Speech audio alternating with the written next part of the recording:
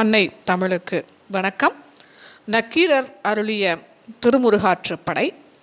இந்த பதிவிலே திருப்பரங்குன்றத்தை பற்றி புகழ்ந்து பாடுகின்ற, திருப்பரங்குன்றத்திலே உள்ள முருகனை பற்றி புகழ்ந்து பாடுகின்ற முதல் 77 வரிகள் மற்றும் அதனுடைய விளக்கத்தை பார்ப்போம். திருமுருகாற்றுப்படை பாடியவர் மதுரை கணக்காயனார் மகனார் நக்கீரர். மொத்த அடிகள் 317. பாட்டுடை தலைவன் முருகப்பெருமான். முருகாற்றுப்படை என்பது முருகன்பால் வீடு பெறும் பொருட்டு ஓர் இரவலரை ஆற்றுப்படுத்துவதாகும். புறவர் ஆற்றுப்படை என்ற பெயரும் இப்பாட்டிற்கு உண்டு.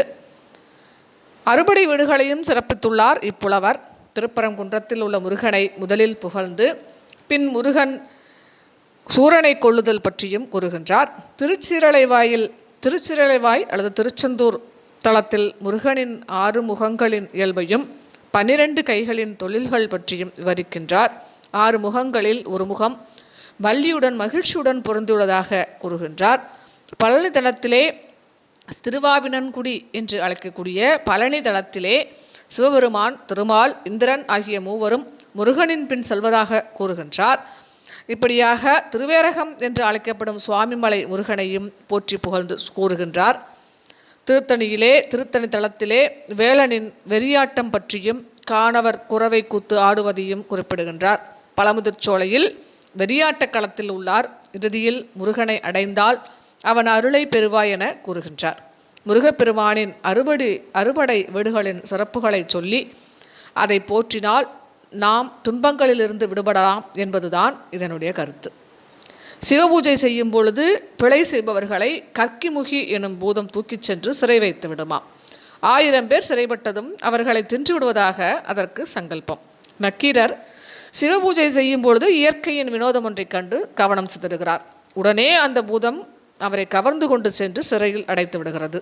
ஏற்கனவே உள்ள 999 பேர் சிறையில் இருக்க 1000வது நபராக நக்கீரர் சிறைப்பட்டார். இப்போது 1000 பேரையும் அந்த பூதம் உண்ணப்போகிறது என்றும் நிலை. நக்கீரர் முருகப்பெருமானை துதித்தார். அவனின் அறுபடை வீடுகளின் பெருமைகளையும் ஆற்றுப்படையாக பாடினார். அதில் மனம் மகிழ்ந்த முருகப்பெருமான் 1000 பேரையும் சிறையிலிருந்து விடுவித்து பூதத்தையும் கொன்றார் என்கிறது புராணம். திருமுருகாற்றுப்படை 6 பகுதிகளாக பிரிக்கப்பட்டுள்ளது. ஒவ்வொரு பகுதியும் முருகப்பெருமானின் அறுபடை வீடுகள் ஒவ்வொன்றையும் பாராட்டுவனாக அமைந்துள்ளன. இவற்றுள் முதல் பகுதியில் திருப்பரங்குன்றம், 2வது பகுதியில் திருச்சிரளைவாய் எனப்படும் திருச்செந்தூர், 3, 4, 5, 6ஆம் பகுதிகளில் முறையே திரு ஆவினன்குடி எனப்படும் பழனி, திரு ஏரகம் எனப்படும் சுவாமிமலை, குன்றுதோராடல் என்னும் திருத்தணிகை, பழமுதிர்ச்சோலை ஆகிய படைவீடுகளும் பேசப்படுகின்றன. இந்த பதிவிலே திருப்பரங்குன்றத்திலே இருக்கின்ற முருகனை பற்றி சொல்லப்படுகின்ற முதல் 77 வரிகளை அதனுடைய விளக்கங்களையும் பார்ப்போம். உலகம் உவப்ப வளம் ஏர்பு திரிதரு பலர் புகழ் ஞாயிறு கடற்கண்டா அங்கு ஓவரை இமைக்கும் சேன் விளங்கு அவிரொளி உருணர் தாங்கிய மதனுடை நோன்றால் செருணர் தேய்த்த செல்லுரல் தடற்கை மறுவில் கற்பின் வானுதற் கணவன் கார்கோல் முகந்த கமஞ்சோல் மாமலை வாழ் போல் விசும்பில் வல்லுரை சிதறி தலைப்பயல் தலையிய தன்னருங்கானத்து இருள்பட பொதுலிய பராரை மராத்து உருள்பூந்தண்டார் புரளும் மார்பினன் மால்வரை நிவந்த சேனுயர் வெற்பிற்கின்கினி கவையிய ஒன் செஞ்சீரடி கணைக்கால் வாங்கிய நுசும்பில் பனைத்தோல் கோபத்தன்ன தோயா பூந்துகில் பல்காசு நிறைத்த சில்கால் அல்குல் கைமுனைந்து இயற்றா கவின்பெருவனப்பின் நாவலோடு பெயரிய புலம்புனை அவிரிலை சேனிகந்து விளங்கும் செய்யிர்த்தீர் மேனி துணையோர் ஆய்ந்த இணையீர் ஓதிச் செங்கால் வெற்றிற் சீரிதழ் இடையிடபு பைந்தாட்குவளை தூவிதழ் கிள்ளித் தெய்வ உத்தியோடு வலம்புரி வயின் வைத்து தொழகம் தைய தேங்கமல் திருநுதல் மகர் பகுவாய் தாள மன்னறுத்து துவர முடித்த துகளறு முச்சி பெருந்தன் சம்பகச் செரியி கருந்தகற்கு உழைப்பூ மருதின் ஒல்லினர் அட்டி கிளைக்கவின்று எழுந்தறி கீழ் நீர் செவ்வரும்பு இணைப்புறு வினையல் வளையித் துணைத்தக வன்காது நிறைந்த பிண்டி ஒண்டலிர் நுண்பூன் ஆகம் திளைப்ப தின்கால் நறுங்குரடு உறிஞ்சிய பூங்கேல் தேய்வை தேங்கமல் மருதினர் கடுப்ப கோங்கின் குவிமுகில் இளமுலை கொட்டி விரிமலர் வேங்கை நுண்டாது அப்பி கான்வர வெள்ளி குறிமுறி கிள்ளுபொதெரியா கோழி ஓங்கிய வென்றெடு நிழற்கொடி வாலிய பெரிதென்று ஏத்தி பலருடன் சீர்திகள் சிலம்பகம் சிலம்பப் பாடி சூரர மகளிர் ஆடும் சோலை மந்தியுமறியா மரண்பயில் அடுக்கத்து சுரும்பும் உசாச்சுடர் பூங்காத்த பெருந்த கன்னி விளைந்த சென்னியன் பார்முதிர் பனிக்கடல் கலங்க உள் புக்கு சூர்முதல் தடித்த சுடரிலை நெடுவேல் உளறிய கதுப்பின் பெறல்பற் பேல்வாய் சுழல்வெளி பசுங்கன் சூர்த்த நோக்கின் கழல்கட் கூகையோடு கடும் பாம்பு தூங்க பெருமுளை அழைக்கும் காதின் பிணர்மோட்டு உருகொழு செலவின் அஞ்சுவரு பெய்மகள் குருதியாடிய கூறுகிற்கொடு விரட்கண் தொட்டுண்ட களிமுடை கருந்தலை ஒண்டொடி தடக்கையின் ஏந்தி வெறுவர வென்றெடு விரற்கடம் பாடித் தோல் பெயரா நினம்தின் வாயல் துணங்கை தூங்க இருபேர் உருவின் ஒரு பேரி யாக்கை அறுவேறு வகையில் அஞ்சுவர மண்டி அவுணர் நல்வளம் நடங்க கவிழ்னர் மாமுதல் தடிந்த மறுவில் கொற்றத்து எய்யா நல்லிசை செவ்வேர் சேயை சேவடி படரும் செம்மல் உள்ளமொடு நலம்புரி கொள்கை புலம்புரிந்துரையும் செலவுனி நயந்தனையாயின் பலவுடன் நன்னர் நெஞ்சத்து இன்னசை வாய்ப்ப இன்னே பெருதினி முன்னிய வினையே செருப்புகன்றி எடுத்த சேனுயர் நெடுங்கொடி வரிப்புனை பந்தொடு பாவை தூங்க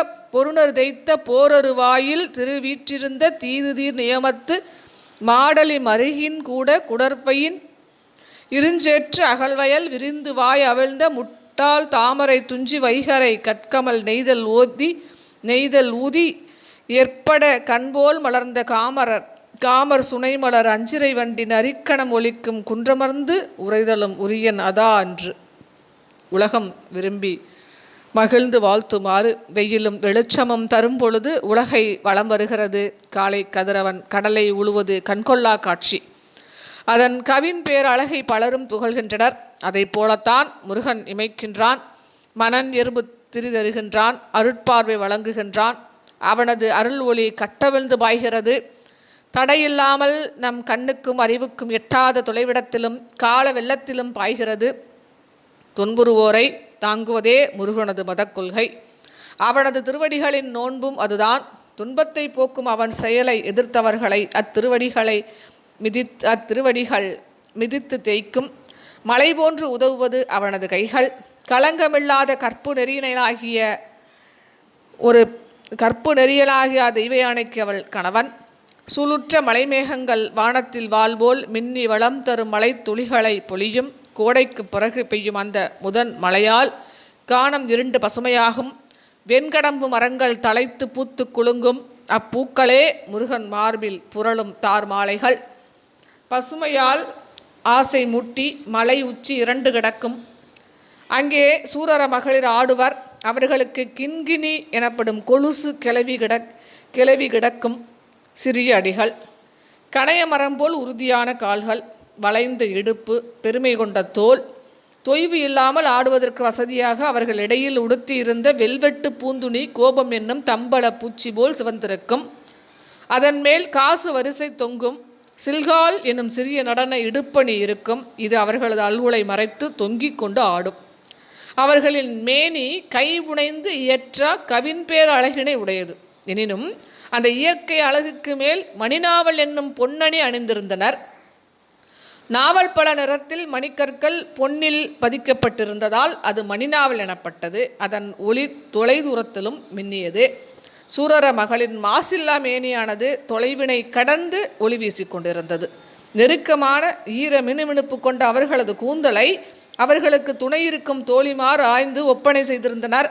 வெற்றி செடியில் பூத்த சிவந்த காம்பையுடைய மலர்களையும் நீரில் பசுமையான கொடித்தாளினையுடைய குவளை பூக்களில் கிள்ளிய இதழ்களையும் தெய்வ உந்தியையும் வலம்புரியையும் சேர்த்து கட்டிய தலைமாலையை மனம் கமலும் திலகமிட்ட நெற்றியை மறைக்காமல் இருக்கும்படி கூந்தலின் மேல் அணிவித்திருந்தனர். உலர்ந்த மயிரில் உச்சி கொண்டை எனும்படி மகரப்பகுவாய் எனும் பொன்னணி தலைப்பூவை காதுகளுக்கு மேல் பின்புறம் தாழும்படி தலைமுறையில் திருகி பொருத்தியிருந்தனர். மேலும் குளுமை தரும் சம்பகப்பூவை செருகி இருந்தனர். மருதம்பூங்கொத்தை மாட்டியிருந்தனர். கிளைத்து பூக்கும் கீழ்நீர் அரும்புகளை இணைத்த பிணையலையும் அசோகம் தளிரினையும் காதுகளுக்கு துணை என்னும்படி அவர்கள் அணிந்திருந்தனர். நெஞ்சில் சந்தனம், அதுவும் வைரம் பாய்ந்த சந்தனக்கட்டையை பூபோல் தேய்த்து உருவாக்கப்பட்டது. அங்கே கோங்கம்பூ போன்ற இளமுலை, அதில் மருதம்பூவில் நுண் தாது கொட்டி கிடப்பது போல் சந்தனம் அப்பி கிடந்தது. அதன் மேல் வேங்கை பூவின் நுண்ணிய தாதுக்களும் அப்பப்பட்டிருந்தன. அது கண்ணுக்கினிய கவர்ச்சியை தந்தது. விளாமரத் தளிர்களை அல்லது வில்வத் தளிர்களை பறித்து போட்டு பூஜை செய்து கொண்டு அவர்கள் ஆடினர். கோழி ஓங்கிய வெற்றி கொடி வாழிய என்று பலவாறாக பலரும் கூடி புகழ்ந்து பாடிக்கொண்டே ஆடினர். சூரர மகளிரின் இந்த ஆட்டமும் பாட்டும் மலையெல்லாம் எதிரொலித்தது. முருகன் காந்தல் மலர் மாலையில் தலையில் அணிந்திருப்பான். அந்த பூக்கள் மந்தியும் அறியாத மரம் அடர்ந்த மலையடுக்கு பகுதியில் வண்டுகளும் ஒய்க்க முடியாமல் மிகுதியாக பூத்து கிடப்பவை. முருகனை காந்தலங்கண்ணி சென்னியன் என்று சொல்லி பாராட்டினர். கடலின் உள்ளே சென்று சுடர் வீசும் இழை போன்ற தன் வேலை வீசி சூரபன்மனின் குல முதலையே கொன்றளித்த கொற்றவன் என்று போற்றினர்.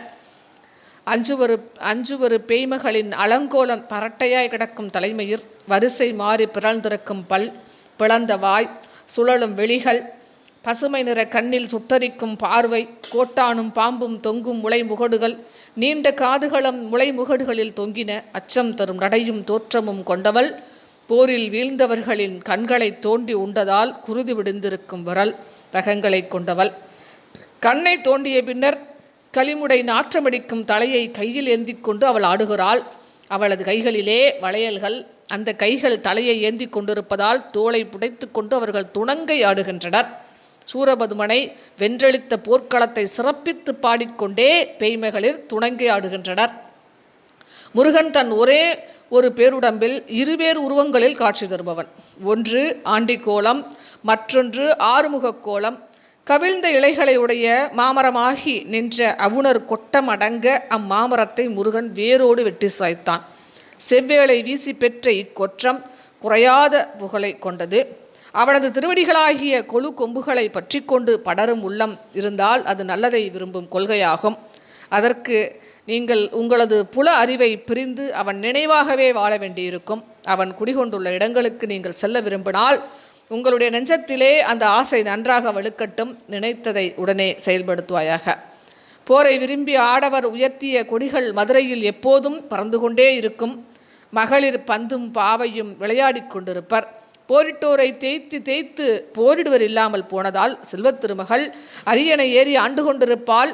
இப்படிப்பட்ட கடைத்தெருக்களும் மாட மருகுகளும் கூடியிருப்பதுதான் கூடல் எனப்படும் மதுரை. மதுரைக்கு மேற்கில் வளமான வயற்பகுதி. அந்த அகன்ற வயலின் சேற்றில் அவிழ்ந்து கிடப்பவை தாமரை மலர்கள். முருகனை வழிபடும் ஆடவர் கண்களைப் போல அந்த தாமரை மலர்கள். ஆங்காங்கே சுனைகள், சுனைகளில் நெய்தல் பூக்கள். முருகனை வழிபடும் மகளிர் கண்களைப் போல நெய்தல் பூக்கள். வண்டுகள் தாமரை பூவிலும் நெய்தல் பூவிலும் மாறி மாறி அமர்ந்து காமம் மருவி கனத்து கிடக்கும். வைகரை விடியலில் தாமரை மலரிலும் பொழுது போன மாலை வேளையில் நெய்தலிலும் கல்லருந்தும். அவ்வயலை அடுத்த குன்றில் குடியிருத்தலும் அம்முருகனுக்கு உரியது. மற்ற ஒரு பகுதியிலே திருச்செந்தூரை பற்றி திருச்செந்தூர் முருகனை புகழ்ந்து பாடக்கூடிய 78வது வரியிலிருந்து 125வது வரி வரை உள்ள பாடல் வரிகளையும் மற்றும் அதன் விளக்கத்தையும் பார்ப்போம்.